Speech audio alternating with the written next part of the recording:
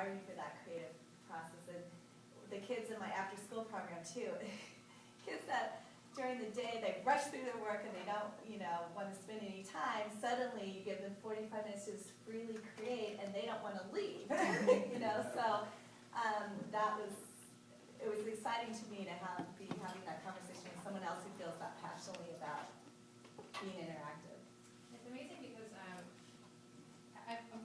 that makes me wonder if it's truly the desire for interaction with art that we're craving, or just this creative process, which is kind of like this, right? You didn't really create art here per se, but this is a creative process. And I beg to differ. Camille's installation over here is amazing. Other insights, Tom? Well, I just wanted to, wasn't an earlier insight, but talking about art as being an equalizer, I think it can be an equalizer. I think there are a lot of pre-steps, preparation that one has to work with in order. I'm not sure it can be an equalizer actually, but I think that so many things depend on what gallery you go to, the range of artists, what kind of art you have. If you go to the Getty and if you're interested in women artists, the building is nice, the food is good, but go somewhere else for women. So it makes a big difference. The range of art, the background, how you've worked with your kids about this experience, what their past experience is, what blocks you have to overcome there. So, possibly it can be more of an equalizer, but it's like with any other kind of art. You've got to be aware of all of the diversity, you've got to be aware of all of the baggage that those students bring. And it's not just baggage, it's also enlightenment, but what they're going to project. So it's really a much more complicated thing. Not to sound like I'm ranting. I think to go along with what Chella said too is that we kind of had this discussion is that you have that what did you call it? You had a really good phrase for it. Now I'm blanking about your past and about trash the past. There you go. And you have these preconceived notions and you have these ideas and you want to have them experience this art in this way, but you need to realize. And as I was listening to what they were talking about. You had the iPad, the technology, and then you had something very simple that would just be something you hold in front of your eyes. Well, there are different kinds of students and different kinds of learners who will interact with things differently, and sometimes we need to just give them that opportunity to explore art with how they feel comfortable. I mean, push them. I like to see us push them into understanding that there's lots of different ways, and maybe find something that is outside their comfort zone a little bit. But they have to start somewhere, and they have to start with that background knowledge that they have themselves. It's kind of like, let students really begin where they're at.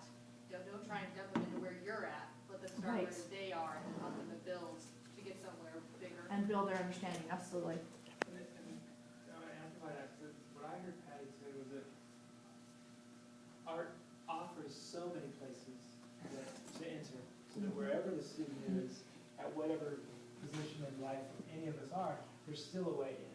It's all valid. That's what I was gonna say. You have to validate that and celebrate that, and have that community so that if they falter, they stumble, you're gonna support them. It's gonna be okay.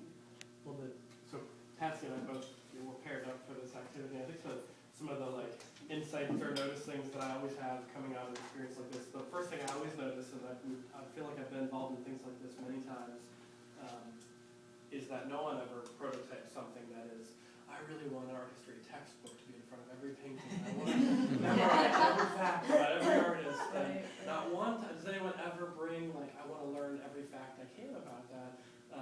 But museums set up that experience. The label isn't about what we're writing down now. I shouldn't say all museums, most museums, especially traditional ones. It's, even though museums may say, we want to open up and you still go into the museum and there's the labels, there's the wall texts, there's the, security guards and the admission fees and the different barriers to this. And so one of the things that came out of our conversations that was similar was to to validate, and maybe using Camille's words, to validate people's voices, personal connections, the creativity around the museum, all these personal connections. To validate that at least to even with the curators' voices, the artists' voices, not to replace the museum voices and the information with it, because although that can serve a purpose, I think the ultimate goal of museums is to mix that up so that a curator says something on a painting, it might mean the same level of importance as if you say something about that painting, but that you're not feeling like, well, my idea is worthless because I don't know anything about this artist. So I think museums need to, that's the conversation that always has happening. Museums need to find ways to really open up and support and validate and make you feel empowered by having these access points. I think people just bring them to the museums naturally, which is incredible, but museums don't always say, take it and run with it. Well, one of the things we talked about, was telling Vanessa that I've taken kids to museums before, and we want to look at the artist's technique or their style of painting. And a lot of kids, they see a Van Gogh, they want to touch it, they want to feel, how he did that. And they can't even step, too close because immediately someone's coming over and going back up, back up. So it'd be nice if there was some way, some sort of a replica of that so that, the kids can actually feel it or get really